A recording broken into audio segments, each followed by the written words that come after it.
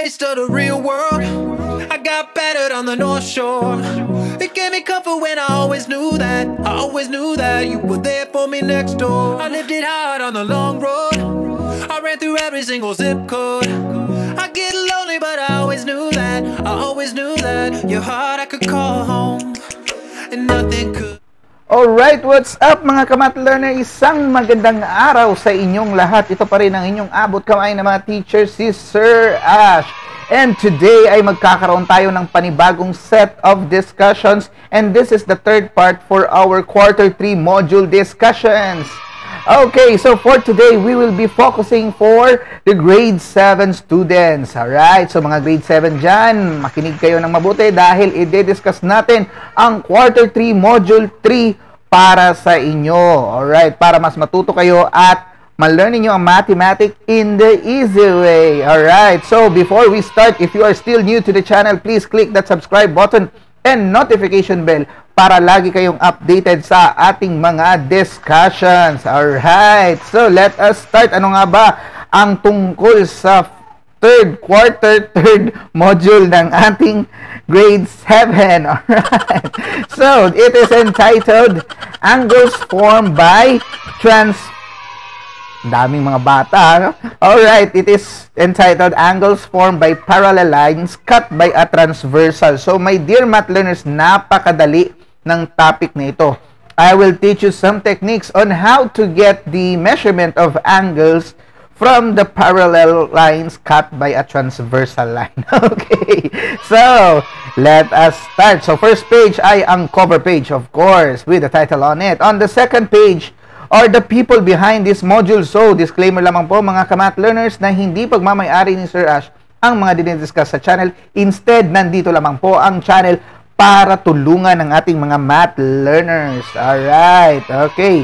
So, third page is the title page and fourth page is the introductory message para sa ating mga mahal na kaguruan at para sa ating mga math learners. Alright, and on the fifth page we have the objectives of the topic. So dito nakasaad that we have the competency itself. Okay, so the learner derives relationship among angles formed by parallel lines cut by a transversal using measurements and inductive reasoning. So after that, you are given series of questions and this is just a pre-test. Itong nasa let us try natin because this is just to test whether you have prior knowledge or mga stock knowledge about this topic. So don't worry my dear math learners, just answer what you can and no pressure at all. ABCD lamang po ito. And that is 1 to 4. And then on the fifth question, we have yung objective type, yung ilalagay ninyo kung ano yung needed na terms para maging correct ang isang statement. Alright, and then on the next page is the introductory part of the module itself about the topic. Alright, so previous modules about grade 7, we have already discussed the parts, the different subset of lines, the different kinds of angles, and the relationship of angles. Alright, so ngayon naman, we will be talking about some relationship about lines and how this relationship affect the measurement ng ating mga angles doon. Okay, so first up is the parallel lines. So parallel lines are just lines that do not meet each other. So ibig sabihin, kahit i-extend mo ang mga lines na ito yon, okay, hindi talaga sila mag-meet, hindi sila mag-i-intersect, parang ikaw at yung crush mo. Alright, wow talaga. So anyway, parallel lines are just lines with the same distance o yung pagitan nila the same talaga kahit saan mo tingnan. And they will never meet with each other. Okay, so in this figure, line L and line L sub 1 and L sub 2 are the two lines that are parallel with each other. Next is the transversal. It is a line which intersects two coplanar lines at two different points. So technically speaking, may dalawang line, may dumaan na nag-intersect sa dalawang lines na yon. That is what we call a transversal. O, ito yon. Okay? Itong line T in our given figure. Next is corresponding angles. These are pair of non-adjacent interior angles and exterior angles on the same side of the transversal. So as you can see, this is our transversal, right? My dear math learners, saan ba dito ang corresponding angles? So when we say corresponding, parang kapareho ng mukha, kapareho ng posisyon. So as you can see here, ito si A at si E dito. Okay, si angle A at si angle E ay pareho ng posisyon, nakaganon. Okay, at pareho din ng direction na yung parang ino-open nila. So those are corresponding angles.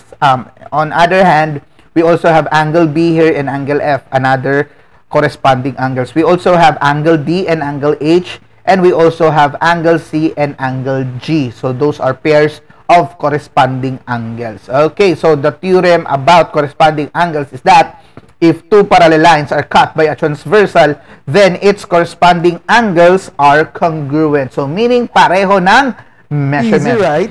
Easy lang talaga, my dear math learners. So therefore, if angle A is 120, then si angle E natin ay 120 din. If angle C is 120, then si angle G is 120 din.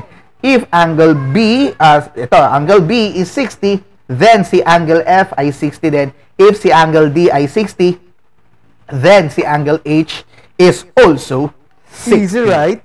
Alright, easy lang talaga, my dear math learners. Now, let us go to the alternate interior angles. So, alternate interior angles, these are pair of non-adjacent interior angles on opposite sides of the transversal. Ayan, nabubulol na si Sir Ash. So, ano bang ibig sabihin nito? So, as you can see in this figure, okay, ito pa rin. Okay, si D at si F, ito yung tinatawag na alternate interior angles. Meaning, zigzag motion siya. Okay, parang ka-alternate niya talaga. Okay, the same mukha, pero different positions, okay, and the same measurement then. So as you can see, D and F here are what we call alternate interior. When we say interior, sa loob, okay? So same goes, si angle C at si angle E, alternate interior angles ang tawag sa kanila. So the theorem itself is that if two parallel lines are cut by a transversal, then the alternate interior angles are congruent. So si D at si F, the same side, the same measurement, ang 60 degrees.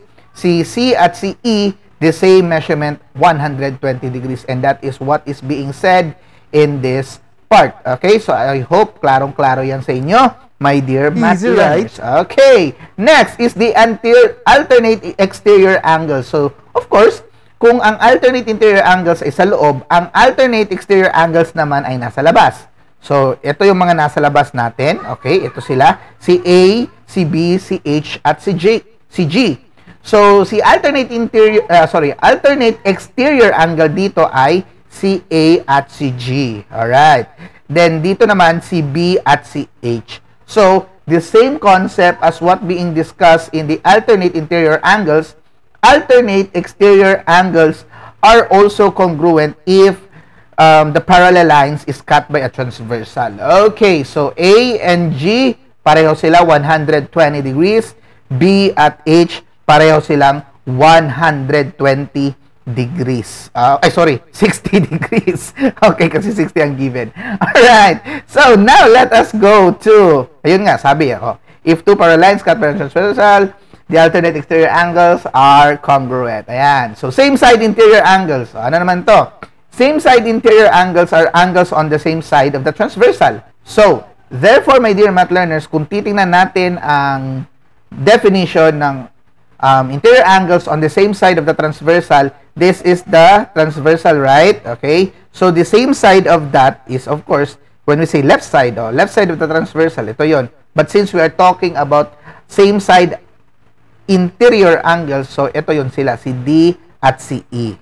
Sa kabilang banda, ito naman si C at si F. Sila yung same side interior angles. Now, ano naman ang sinasabi dito sa same side interior angles? Now, if we are talking about parallel lines cut by a transversal and we are talking about the relationship of the measurement ng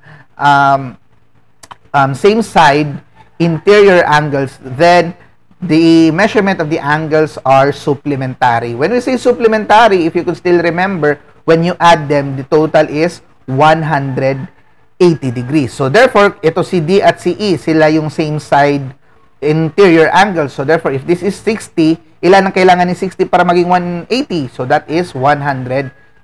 Same goes kung ito naman si C at si F, sila yung same side interior angles. If this is 120, yung si F naman ay 60. Alright? So if you check, yan. Oh, as you can see, they are supplementary. So when you add them, okay, ay sorry, nandito na pala tayo sa exterior. Interior pa pala tayo. Okay, so when you add them, okay, they are supplementary. Okay?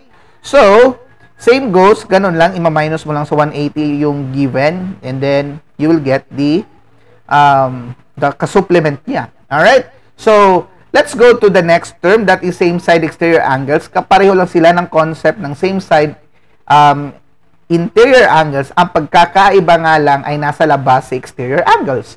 So, as you can see, in this given figure, our same side exterior angles are the pair AH, okay, yun sila, and the pair BG. Alright, so, kung 120 ito, supplementary pa rin sila, this will be 60. Kung 60 ito, supplementary sila, itong si G natin, 120. Alright, so the same concept lang, my dear math learners. Easy, right? Easy lang talaga. Alright, so now let us continue. So, let us practice na, my dear math learners, agad-agad. So, those are the relationship that you need to know about parallel lines cut by a transversal. Now, somehow, if ever focus kayo sa mga measurement, my dear math learners, may technique akong sinasabi sa mga students ko. Ito yung tinatawag ko na zigzag motion, or what we call equal measurement. Okay, ano ba yung zigzag motion, Sir Ash? Okay, so let us consider our whiteboard. Okay, ito. Now, if let's say this is our parallel lines, okay, and it is cut by a transversal, ito yung mga angles natin na na-form, right? Okay, angle, alright? And then we have here another angle here, another angle here, another angle here, and here. Okay. So, lagi kong sinasabi sa mga students ko, when parallel lines is cut by a transversal, the formed angles in that scenario is that the zigzag motion will apply. When you say zigzag motion, zigzag, ganun. Okay, so kung sino yung matamaan sa zigzag motion, sila yung magkakapareho ng measurement. So, if you start here, your zigzag motion, okay, papunta ka dito, zigzag ka na naman, papunta dito, then papunta dito. Alright. So, as you can see, sino ang natamaan sa, or sino or ano ang mga angles na tatamaan sa zigzag motion na ito. So, this one, let's say angle 1, angle 2, angle 3, and angle 4. So, 1, 2, 3, and 4, they are the same measurement. If that is 120, 120 ito, 120 ito, 120 dyan. Clear? Now, what if, Sir Ash, what if kung doon ako sa kabila mag-zigzag motion? Okay, kung dito ka mag-zigzag motion, ganun din. Zigzag motion ha, papunta dito, papunta dyan. Alright. So, as you can see, alright, lagay lang ko ng arrow para at least clear sa inyo. So, this will be angle 4, angle 5, angle 6, angle 7, and angle 8. So, sila naman ang magkakapareho ng measurement. And that is very clear because angle 1 here is an obtuse angle. Angle 5 here is an acute angle. So, 5, 6, 7, and 8, they are all acute angles, my dear math learners. Angle 1, angle 2, angle 3, and angle 4, they are all obtuse angles. So, yun ang mga magkakapareho ng measurement. So, I hope that is very clear to you. If ever makalimutan nyo ang ibig sabihin ng mga corresponding angles, alternate interior angles, alternate exterior angles, if you will encounter those angles, tapos makalimutan nyo yung meaning, ano ganyan yun, congruent ba yun sila, or supplementary ba yun sila, para hindi kayo mahirapan, my dear math learners, ang gagawin nyo lang is to remember that if parallel lines is cut by a transversal, a zigzag motion, in terms of the angles, they are the ones na magkakaroon ng equal measurements. Okay, so I hope klaro-klaro yan sa inyo, my dear math learners. Now, let us go to our practice na kung saan kayo naman ang sasagot dito. So, ito naman, papangalanan kung ano ang relationship nila. So, angle 7, okay, pili lang kayo dito. Corresponding angles, alternate interior, alternate exterior, same side interior, same side exterior. Okay, so 7 and 1.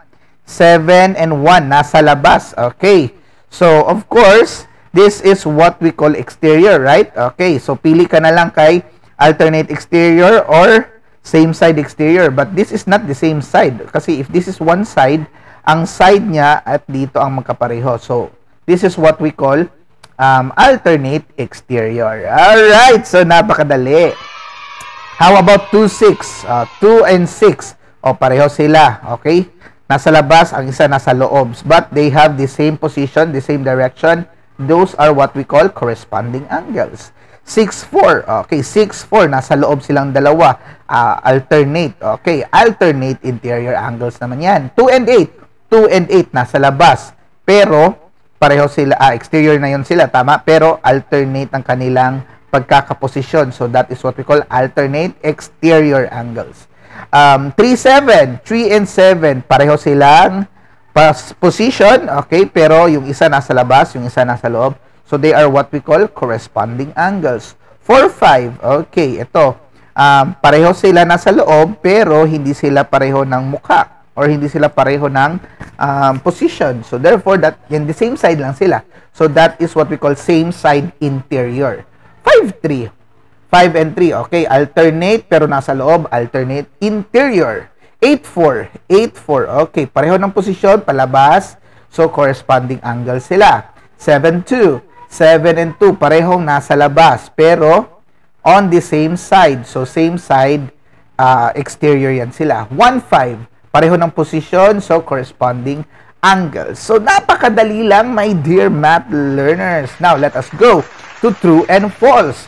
If two lines do not intersect, they are parallel. Now, not necessarily, my dear math learners, because when you extend those lines, they might be intersecting. Okay, so this is false. Okay, same side. Kasi it should be ganito. If two lines do not intersect, they are parallel. If two lines have the same distances between each other and do not intersect, doon lang masasabi nating they are parallel. Pero pag ito, medyo konti lang. Same side interior angles are congruent. No, they are supplementary. Corresponding angles are congruent. Yeah. Alternate interior angles are supplementary. No, they are congruent. Alternate exterior angles are congruent. Yes. Okay, now let us go to measurements. Now we have here the angle given measure is angle 7 with 55. Okay, so find angle 8. Okay, napakadali. Angle 13. Ayan. Angle 10, angle 6, and angle 11. Okay, so of course, this is the given, right? Angle 7, my dear math learners. Palaki lang natin. I hope makita nyo yan siya. Alright. Ayan. Okay. So, as you can see, my dear math learners, I hope nakikita nyo itong arrow ko. Ayan. Okay? So, if this is 7, of course, ang kapareho niya. Pwede mong ma-apply dito si zigzag motion. So, if this is 7, this is, if this is 55, kasi yun ang measurement. If this is 55, this is 55, angle 9. Angle 11 is 55. Angle 13 is 55. Alright. So, of course, yung 6 naman is yung kasupplementary niya. Because this is a linear pair. So, ilan ba ang kailangan ni 55 para maging 180? And that is, I think, 125. Okay. So, 125. Ito si 6. Ito si 8. 125 din. Ito si 10. 125 din. At ito si 12. 125 din. Just applying the zigzag motion. Very, very easy. And you have answered all of the questions here. Angle 8, 13, 10, 6, and 11. Easy, right? Easy lang talaga, my dear math learners. And now we have, here in the part that we will conclude our module discussion. So let us remember, basahin nyo lang yan. And that is basically the generalization or conclusion about the topic we have just discussed. Then after that, you are here to answer your post-test. At dito sa part na ito, you need to do your best, my dear math learners, kasi this is the time na itetest talaga kayo ng module whether you have understood the topic itself. Okay, so I'm sure kayang-kaya nyo na yan dahil napaka-easy lang ng topic na ito. Okay, so multiple choice lang yan siya. 15 items, ABCD lang. Then, after that, you have the let us enhance, and this is a performance task. You just follow what are being discussed here. So, tinatanong lang what are the measurements of the angles that phase 1 makes with the main road are. Okay. So, my dear math learners, napakadali lang ng topic na ito. You just follow the instruction and you can just apply what you have learned today. Okay, next is the let us reflect. It is an open-ended, describe two real-life situation that the use of that use the concept of parallel lines. So, pinakitaan na kayo dito ng isang example. So, marami pa mga example sa buhay natin na pwedeng i-apply ang parallel lines. Parang ikaw. Okay, anyway, so I hope you have a wonderful time about our topic for today, my dear math learners. If you do have some questions about our topic, feel free to put it in our comment section below. My dear math learners, I hope you have liked this video. Please click that like button and you can share this to your fellow friends, classmates at schoolmates para at least marami naman matulungan ang ating mga videos dito sa channel. This is still your free access YouTube edu creator, Math Teacher Ash. And always remember, masarap matuto ng mathematics kapag marami tayong nagsasama-sama. Take care, God bless, and keep safe always. I got a taste of the real world. I got battered on the North Shore.